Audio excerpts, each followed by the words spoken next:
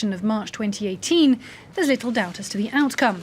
The ruling United Russia Party, led by Putin's right-hand man, Prime Minister Dmitry Medvedev, is expected to win even greater dominance. This despite the fact that international sanctions against the Kremlin are beginning to bite, with the country facing a deep economic slowdown. And for more on this, we can cross now to our guest, Russia analyst Anna Boshevskaya. Hello, thank you very much for being with us on France 24. Now, after 17 years in power as either president or prime minister, Putin still enjoys a personal approval rating of about 80%. But officially, the 63-year-old doesn't belong to any party. What does that do for his political aura? Well, thank you very much for having me. What's interesting about this election, and you rightly said this is pretty much a rubber stamp election. Nobody expects anyone but United Russia to win. The reason is Putin is associated with this party, whether by membership or not. And really, this election is seen as a run, as a test for his own standing. Now, having said that, what's interesting is United Russia Party ratings have been steadily falling in the last several months or so. They've been, according to Levada Center, the only independent pollster in Russia, they've fallen as low as 30%. Now, in fact, this organization has been branded a foreign agent very shortly after coming out with these results. And the last parliamentary vote was in 2011, when allegations of ballot rigging sparked big protests against Putin in the capital. Can we expect similar scenes this time around? I think that's highly unlikely. Putin made it very clear that the last thing he wants is protest. And he's done everything in his power since these protests that broke down to clamp down on dissent, to make it illegal to demonstrate.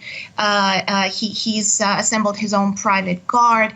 There's just been so many measures to clamp down. I think we're highly unlikely to see major protests that we saw in 2011, 2012. So what's left of the opposition less than 2 years away from the presidential campaign? There's very little left of the opposition, unfortunately. There are a number of Kremlin-sanctioned opposition parties, such as the Communist Party. These really, more than anything, again, serve to legitimize Putin's rule. There are two still liberal pro-Western parties, Parnas and Yabloko. However, what we've seen in the last several months is the coalition broke down for a number of reasons. This was a very difficult situation for them. They were squeezed by the Kremlin. There was infighting, disagreement, and so forth. So unfortunately, at this point in time, it's hard to see what a strong candidate will emerge.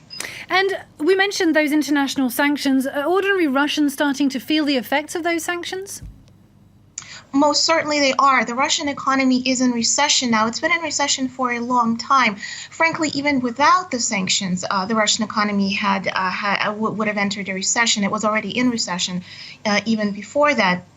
But what's interesting here is how Putin carefully manipulates public opinion and perceptions. And he knows very well that perceptions often matter more than reality. The message that the Russian public has been subjected to for months, this bombardment of ideas of Russia's greatness, the idea that the economy matters less, they're pretty powerful. And in fact, Putin's traditional support base, the pensioners, the older generation, they're still swayed by that, and that's important to keep in mind.